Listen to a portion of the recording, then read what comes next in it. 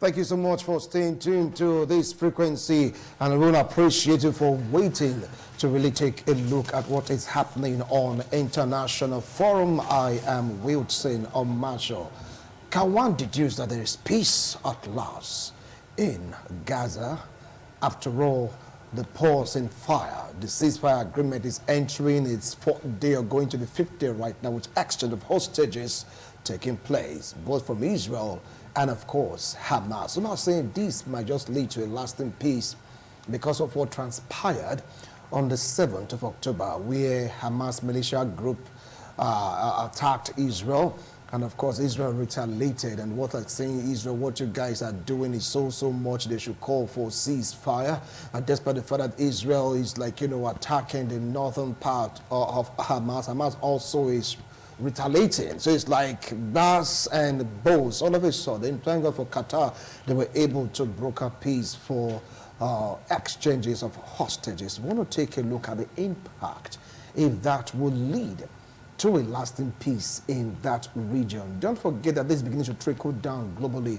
We heard about Palestinian students being shot in the US. We heard also about protests for and against Israel in the UK. And of course, so many countries are beginning to react to what is happening in the Middle East between Israel and, of course, Hamas. Don't forget what Zelensky said. Though they're going for an election right now, it's a huge distraction to the Russian-Ukraine war. Anyway, we'll talk about all this. I wouldn't want to go to news making, but I want to go straight to the discussion because I have my analyst here with me in the studio. I'd like to introduce the legal practitioner, public affairs commentator, and of course, a very vocal analyst. Join me to welcome Barrister A.B. Thomas. Barrister, welcome to International Forum. Appreciate your coming. Good afternoon, viewers at home. And good afternoon to you. All right, welcome. Sitting very close to me, he is a clergyman, a political analyst, political affairs commentator, a lecturer in Uniben. Join me to welcome Honorable Frank Amego. Welcome to International Forum. Yeah. I appreciate your comment. Thanks for having me. All right. I want to start off from Barrister A.B. Thomas. At first, when all these things started, it was like no holds barred for Israel. Then they too Gaza, from what they said, they are fighting against terrorists. People like saying that, no, you've gone beyond fighting terrorists because women, children, elderlies are being affected by the carnage you're carrying out in Gaza. But they said, no, this is what we are looking for. There's credible intel in this place that this is where they are hiding. Talk about the Shafa Hospital and some other major places in Gaza. But thank God for the skills of Qatar. The president really brokered that peace, really thought about it, knew where and how both sides would bend and break for a ceasefire to take place. And that is what they're enjoying right now. What can you say about all this, Barrister? Well, it's unfortunate that the crisis started in the first instance. However, I don't see the ceasefire as a way forward or to a lasting peace, because Israel's aim is different from what the Qataris, Egyptians, or the whole world wants. As far as Israel is concerned, they are interested in complete annexation of Gaza Strip and complete annexation of West Bank, and later appoint or allow election of mayors. They are interested in one state under Israeli law. So anybody seeing this ceasefire as a truce that will lead to a lasting peace, the person is just having a wishful thinking, because it cannot happen. It cannot happen. They have their own reasons for accepting a ceasefire. And the reason is simply to get back those people who were taken by Hamas. And as you are releasing people, you are releasing a ratio of 3 Palestinians to 1 Israeli or international hostage. That's 3 to 1. On the other hand, in the West Bank, 6 October 7, Israel has arrested more than 3,000 Palestinians and killed over 260 as at this morning. So where is the peace we are talking about? You can't be talking of peace with Hamas. Hamas is just a few group of people. We are talking of Palestinians, a race, a nation, and Israel, a nation, not just a group of resistant fighters. So if you succeed in having a truce now, which will end by tomorrow morning, but I pray it extends. The only reason why Hamas is allowing this truce is that they want food, they want electricity, they want medical materials to survive, because they have no water, no electricity. Hamas knows Israel will not stop. Israel created Hamas in 1987, and Israel wants to wipe out Hamas. But in wiping out Hamas, you are directly doing what you want. Your ulterior motive is to wipe out the Palestinians, not Hamas. Okay. All right. You heard Barrister A.B. Thomas said the target are the Palestinians, not Hamas. After all, it was Israel's action that created Hamas in 1987. Talk about the reason why Israel is doing what they are doing. They talk about mayorship, removing Hamas from the picture. What do you have to say about this, Honorable Frank? I think Barrister is looking at it from a point of politics. The political impact is making. But I want us to draw a line. A fortnight ago, both of us were here, including you, that the war is not between Israel and Palestine. Even the words on screen now, Israel-Hamas. So if some of the disgruntled Palestinians start to form this terrorist group, then we should deal with them as terrorists.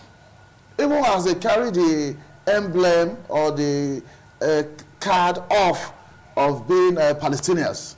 It's just like making a case for Boko Haram, that Nigeria shouldn't be fighting Boko Haram. You are killing some Nigerians instead of Boko Haram members.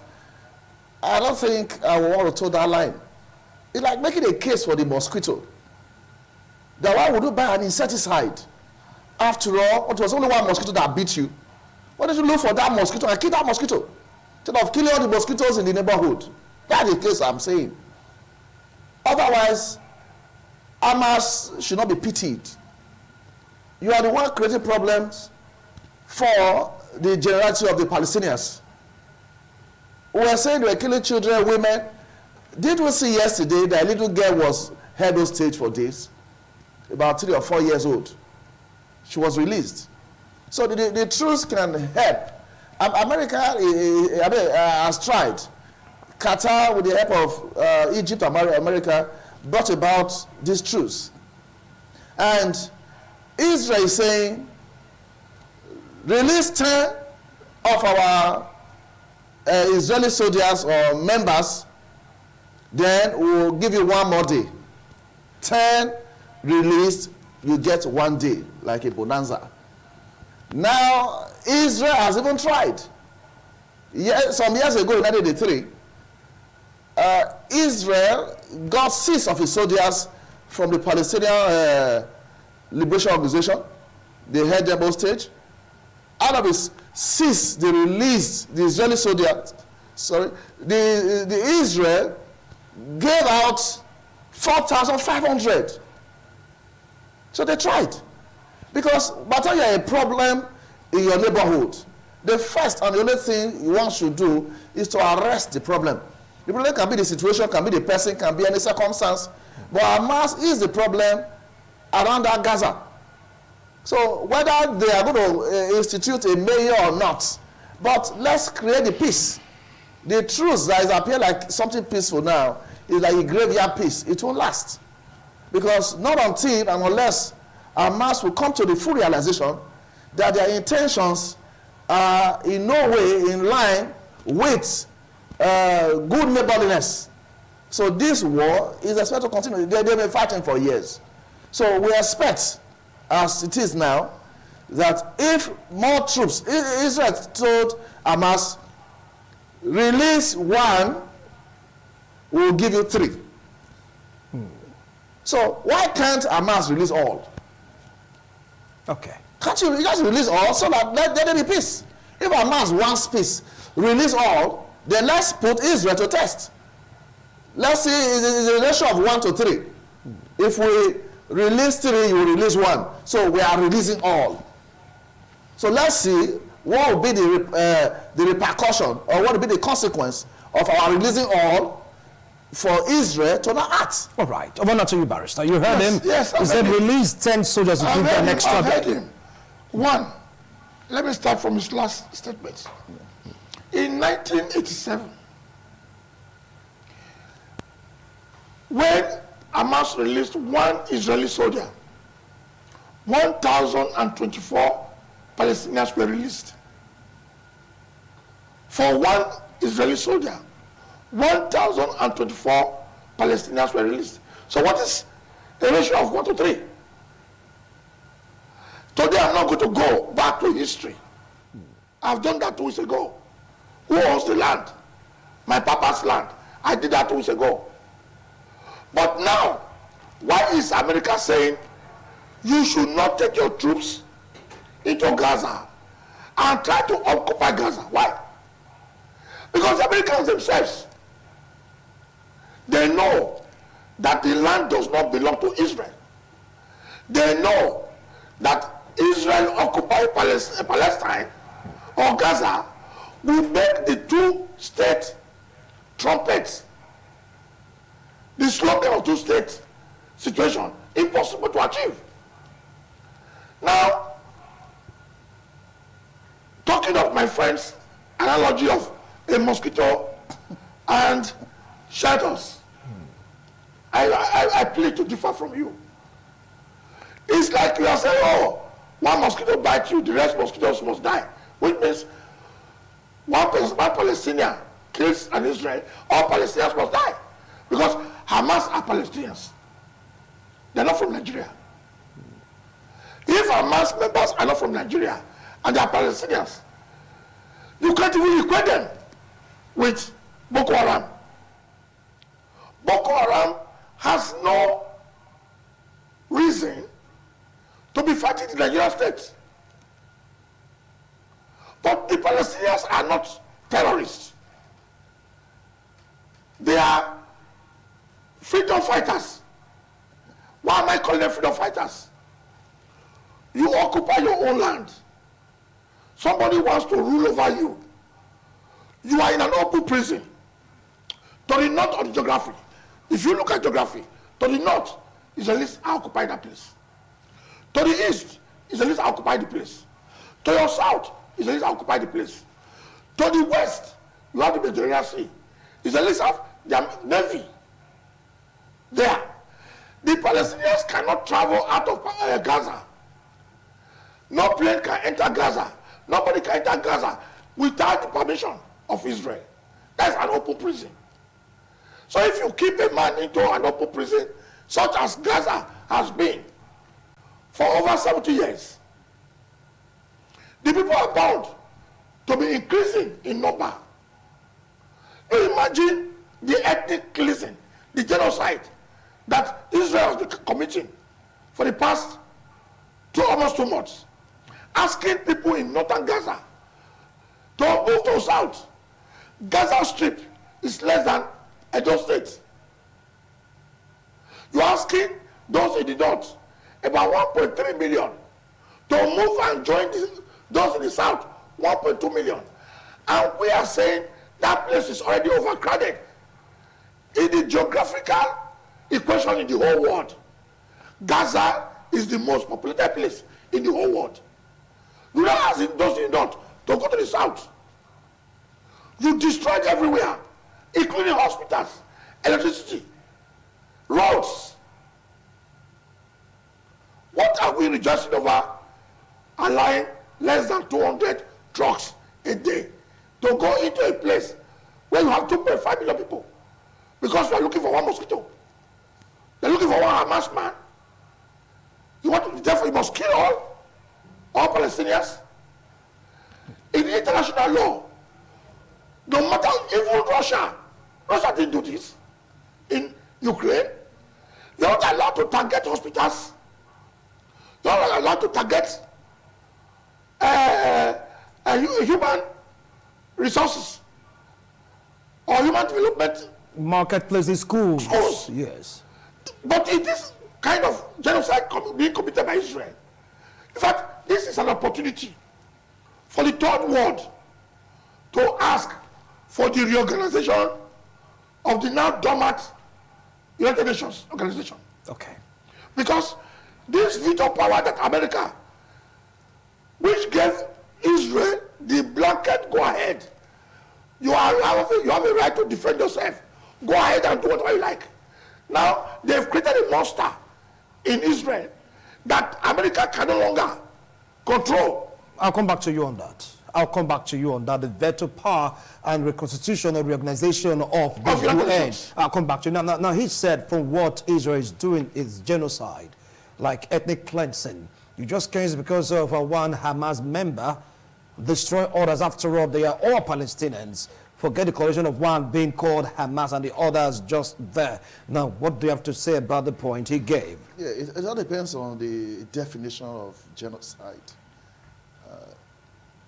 Maybe from what he said now, genocide can be defined as killing people above 1,200. No. Because Hamas killed 1,200. That's what I said. No, I'm just trying to infer. If Hamas cannot be charged with genocide, they killed 1,200 of Israelis. It that means that genocide is equal to 1,200 plus 1. So if you're going to charge Israel, pardon my mathematics, you're going to charge Israel for genocide, then I'm asking, what definition are we going to give to the word genocide? You are killing people unnecessarily, that can be genocide. Whether you killed 100, 1,000, if Israel is guilty, Hamas is also as guilty as as Israel. But the bottom line of what I'm saying now is, why are we making a case for Hamas? He said Hamas, they are freedom fighters. Is that what he said? Okay, as their own country, Palestine, accepted that nomenclature, that Hamas is they are part of this nation, and whatever thing they are doing, they have our backing. The Palestinian government has not said anything about it. Whether they're going to disown them or going to accept them. But from the body language, as if Hamas is also a problem to the Palestinians, innocent Palestinians. So it's a group of persons in Palestine that are decided, maybe disgruntled, or not being expecting what they wanted from the Palestinian government, and they formed their own group. So it's Palestine, to me, that should speak, that we sent them. Anything Hamas will do, we sent them. So if Palestine cannot own up to that, then let's allow Israel deal with the situation. That's why I say it. I don't have any case to make for Hamas. All right. Now, for what he said, if we want to go by definition of genocide, yes, if you say killing of 1,000 persons after Hamas killed over 1,000, yes, so drawing a lead from his own definition, do you think that Hamas committed the same crime after they started the genocide before Israel now reacted? That is not the definition of genocide. Genocide amounts to when you decide to engage yourself in ethnic cleansing. Ethnic cleansing, apartheid, mass killing. Not just the number of people killed. No. When you segregate a monolithic group of people, you separate them from your own and begin to kill those people, whether rightly or wrongly, you are involved in genocide. Sorry for interjecting, yes. But they're given enough time to relocate to the other parts of That is what I'm saying. Palestine. That's what I'm saying. Do you have that right? Under international law, you don't have that right. What is the main reason for the formation of United Nations in 1948 or 45. The main reason for forming UNO in 1945 was to maintain territorial integrity of every state. To maintain territorial integrity. I have been here several times. I never supported Russia invading Ukraine. The records are there. Because they were going into other person's territory. Whether they are pro-West or they are now changing their fortunes or future to become NATO, that is not my business. Do not go into another man's territory. That's what I'm saying. And I said so in Russia, Ukraine. And now it's the same thing. Like I said, I want to go back to history because I've already said before October 7. Things will happen before October 7. But since October 7, you are asking citizens of northern Nigeria to come to the south because you want to enter northern Nigeria to do what you like. Who gave you the power? Just because a country is wielding veto power. And that veto power is what enabled Russia to disobey UN and enter Ukraine with alacrity and without respect. The same veto you waived to allow Israel to start asking. In fact, when United States heard that Israel was asking northern Gazans to move to southern Gaza, America cautioned them. I said, no, don't do that. That's what to genocide. Don't do that. What will be the offense that Nigerians or Boko Haram would have committed that will enable Niger Republic to ask northerners in Nigeria to come to the south? You don't move people like that. That is collective punishment. That is genocidal. It amounts to war crime in international law. But the moment you are looking for Hamas, say, oh, Hamas killed your man. You are looking for Hamas. I have no problem with that. Find a way. After all, Israel has assassinated Palestinians in other countries in the past. They've assassinated Hamas leaders in Iraq, which was also a violation of international law. All right. You must understand international law. You don't go to another man's country and be doing what you like. If Hamas went into Israel to kill 1,024, as he's saying, well, I would say 1,300 or 1,400. It is not right. Hamas' attitude was wrong.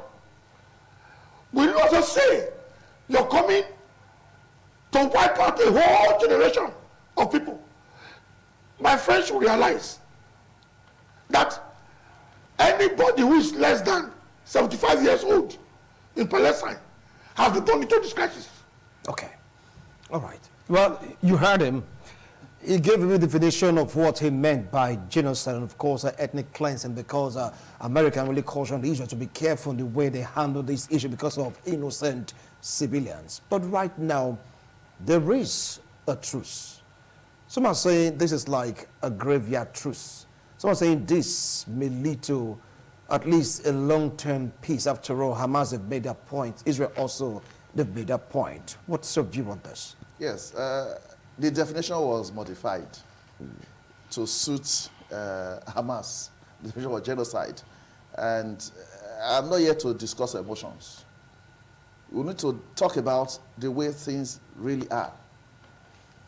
You don't form a group and legitimize it and now be asking for rules of engagement. In the first instance, what gave rise to Hamas? Was it legally created to say, okay, let's make a case for them? I don't want to make a case for Hamas at all. I see them like Boko Haram, ISIS and the rest. So there's no case to be made for them. If the person that the people that should be complaining now are the larger proportion of the Palestinians. Hamas, look at what you have dragged us into. If not of your problems you created, Israel would have come to destroy us. Up till now, I've tried to read the minds of Palestinians about war between Israel and Hamas. I've not seen yet. I'm still going to find out. So you created the problem. So you should be saying in this street fight, as I said in pidgin English, blow not do, now kick. It's a street fight. Israel is not fighting the country. Israel is just fighting a group of persons that made themselves to be a problem in that Gaza. They're going to create peace. But for Hamas to launch out first, we don't talk about rules of engagement anymore. Because the liberty or the freedom you are fighting for is baseless. Are you fighting to be independent? Independent from where? If there should be a fight for independence, it should be between the Hamas and the Palestinians. You should fight for freedom between two of you, not between you and Israel. So if you are asking for the thing, you have to map out, just like somebody protesting. You are protesting, we don't agree, we don't agree. They don't ask you, let's see, do you have any document? Let's list through your protest. So we don't have any document. All right. What are you protesting for? Oh, you just already want to go for a break. Or return. We'll continue with this discussion. Hostages exchange. Is it going to make any difference? Or return, we'll talk about the long-term effect of this particular action. Don't go away. Thank you so much for staying tuned. If you just joined us, this is International Forum. We're taking a look at the Israel-Hamas war. And we are focusing on the impact of hostage exchange. What do you think will be the fate of this particular action occasioned by the intervention of Qatar and, of course, the U.S., Egypt, you just name it? Now, a few persons have been released to their families, not up to 100 from calculation, at least close to 100 from both sides. Now, do you think this will just do well to an extent to calm the nerve of raging Israeli armies? First of all, I must quickly let you know, the only reason why Israel even agreed to this pause or temporary ceasefire was that they were coming under international pressure from all over the world, except from countries like Germany and the leadership in the White House in America. Even among the Democrats, they were already complaining to President Joe Biden. Enough is enough. And he acted. But he acted with a caveat that after the exchange, Israel can continue. But this time, it should be more precise and not destructive. There should be more precision in looking for Hamas, not this holistic attack. Holistic attack. You see it? But till today, the Democrats are angry, the Republicans are angry, the average American, they are angry. And you can see the result in 3 Palestinian youths who are students being shot at by somebody who is in detention in America. Now, as I was saying, within Israel itself, those who are the parents or families or friends of the hostages are also demonstrating, asking Netanyahu, the Prime Minister of Israel, let us negotiate and get our people back. Netanyahu is also saying, okay, I will pause. After the exchange, I will resume the bombing. So how are we going to have a lasting, because I'm going straight to your question, how are we going to have a lasting peaceful settlement where you are already making Hamas look like heroes in West Bank? In West Bank, every youth is now putting on the flag of Hamas. You cannot beat a child in Nigeria, as we say in our parlance. You cannot beat a child and ask the child not to cry. You are releasing prisoners from West Bank prisons and El Safa prisons. You are telling the families not to rejoice. If you rejoice, you rearrest. What kind of freedom is that? If you are exchanging prisoners, for God's sake, be honest. If you want to exchange, be honest about it. come out with honest intentions. Not that you release 39 in Gaza, you arrest 200 in West Bank. These are the same Palestinians. Israel has not told us that the 150 they have released as at yesterday night, and Hamas has released 50 as at 12 midnight yesterday. Israel has not told us that the people they are releasing in exchange are Hamas. My brother here will agree that Israel has not said those they are releasing in exchange are Hamas people. So we are talking of Palestinians. They call them Palestinians in prison, incarcerated. Yes. We are talking of Palestinians versus Israelis. Okay. That is why they are releasing Palestinians. They are not releasing Hamas members. As we are talking right now, last night they went into Jenin, killed 2 people, arrested 20.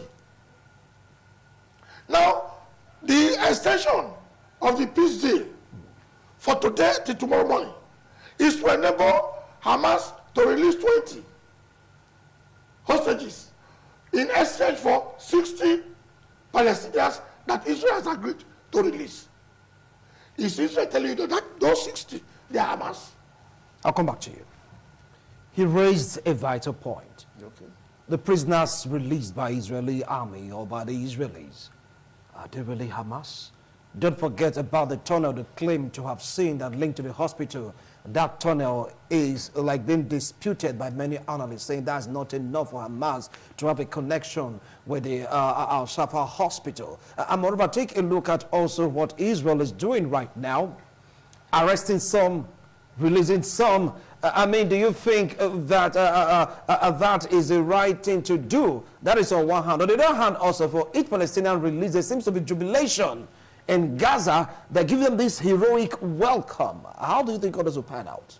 Yes, you wouldn't say we are releasing some hostages or prisoners, and if there are some other disgruntled elements in their midst, we should just ignore. We shouldn't ignore. It can't be a free for all like that.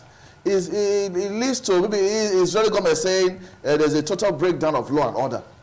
So if I release and there are still some dangerous looking persons, they've committed one crime or the other, that does not make Israeli government to ignore.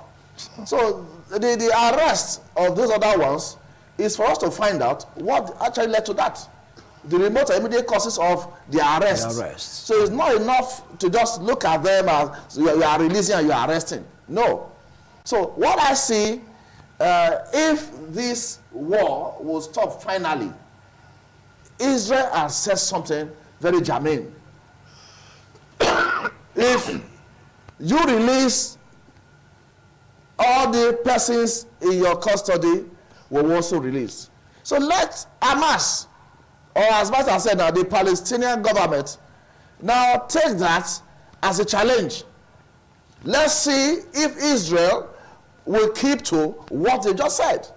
And that point has not been tested. Let them test it. The whole world is aware. If you release social number, we'll release a corresponding number. So let's harness that avenue.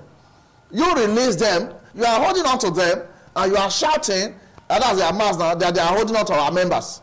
So any Palestinian they release is now left for the Palestinian government or the Hamas to do their check or profiling to know whether this person belongs to Hamas or does not belong.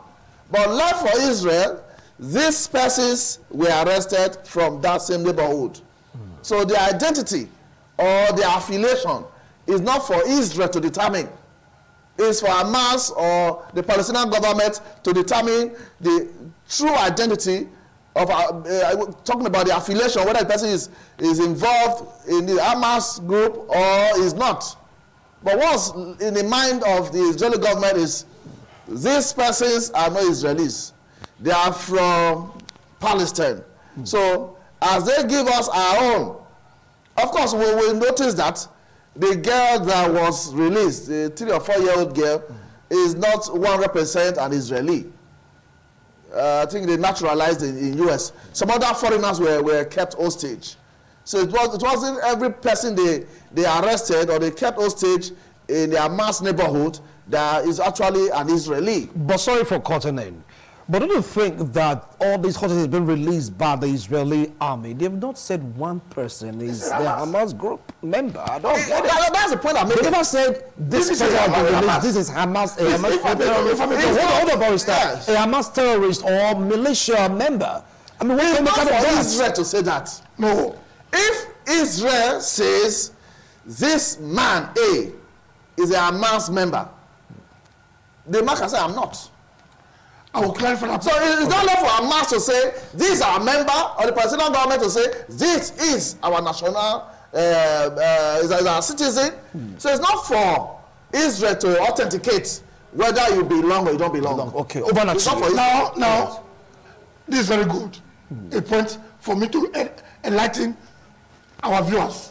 Yes. Before October 7, Gaza was under the Hamas government that won election. Whether you call it Nigerian type of election, Indian type of election. You know the kind of election, Barrister. Let's not go into that. They won election. But you know how they won the election. They won election. Okay. So when they won election, there was a Hamas government as the political arm in Palestine. Yeah. Then there was a military wing called the Al-Qassam Brigade. There is also another resistant group, Al-Jihad, in Palestine. Those ones are also resisting Israeli imprisonment, open prison. Then in West Bank is under the Palestinian Liberation Authority, PLA, former PLO, former Palestinian Liberation Organization. After the visit of Yasser Arafat, the Camp David Accord, Oslo Accord, Palestinians were asked to openly accept Israel as a nation, which Arafat did. Now, those in West Bank who, since October 7, as at last night, 3,000 has been arrested. And as at this morning, about 200 has been released. They are under Palestinian Liberation Authority, not Hamas. This is the dichotomy, not Hamas. But what is now making people in West Bank, Ramallah, and Jenin camps, including East Jerusalem, to be wearing Hamas brigade cap is that, thank you Hamas, if you didn't do what you did on October 7, those of us who don't belong to Hamas, who are just ordinary Palestinians, would not have been released. That means there is support of the action of Hamas. That is what I'm saying now. Then how do you think Israel will feel? No, that is why. No, but hold on. They're like, clapping for the exploit of Hamas on October 7. Now, how do you think Israel will feel? Israel created the situation. How? Because, let me tell you, you release a man from prison. You say, if you rejoice, I'll detain you back. Hamas says, I have just been released from 8 years, 12 years imprisonment. And you're celebrating with Hamas bandana. No, excuse me. But that makes you an affiliate of Hamas and you're subject to be arrested. The moment you are. Don't you think so? According to law. Israel law. Hold on.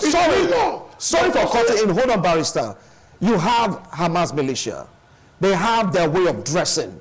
You got released. You are putting on what Hamas is known to put on. What do you think the Israeli army will do? Israeli army is not Israeli government.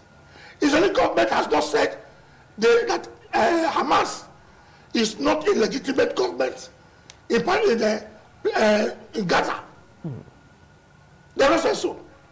They are always saying that the fighters, not the government, the fighters are terrorists. That's what Israeli government is saying. So you must understand that you cannot release somebody under international law. Because in international law, Israel is seen as the occupying government in Gaza. They are seen as the government there.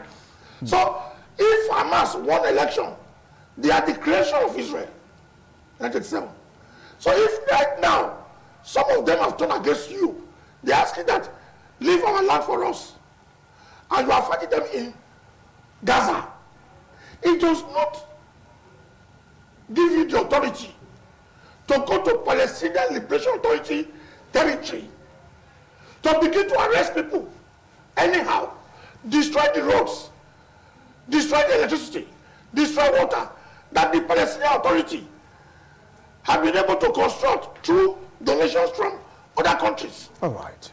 Maybe they have information that we don't have. Maybe also Hamas militia went to that place to blend with them. We don't have that information. All right. In West Bank. You never can tell. I tell you that. You never can tell. From what we okay. see. All right. Now let me come to you, Barrister. Now, do you see after the days given for the pause of cessation in fire, do you see, an offshoot again of hostilities, exchange of fire, in the of the elapse of the number of days given? Let's say tomorrow, right? Yes. It's not really a hard and fast rule that's going to be tomorrow. Israel said, if you want more days of ceasefire, as you release, we will increase. So it's not left for Hamas to release the hostages.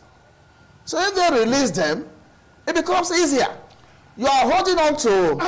I'm sorry. No, hold on. I will be very glad. Barrister, you have the floor. By the time... I can give you 2 minutes.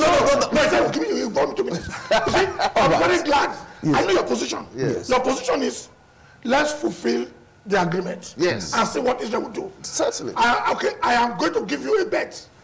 By the time our hostages are released, let's see if Israel will cease fighting. Okay. They will come back here and discuss. Because now I can't blame Israel for anything. You want Israel to create peace in that neighborhood. Israel says, release all the hostages. Then the days of ceasefire will increase, maybe exponentially. Now you are not leveraging on that. You are still complaining. That was last year and the last 3 years. You do the immediate thing now. Release all the hostages. And let's see whether Israel will keep to his word. It's going on. So let that happen. It's going on. More days will come. Initially it was 3 days, 4 days is increasing. So as you release hostages, we will increase the number of days. And that does not show that there will be a lasting peace. You ensure that one is done first. If it's done first, this man then, Godfather said, at the point of negotiation, don't be angry.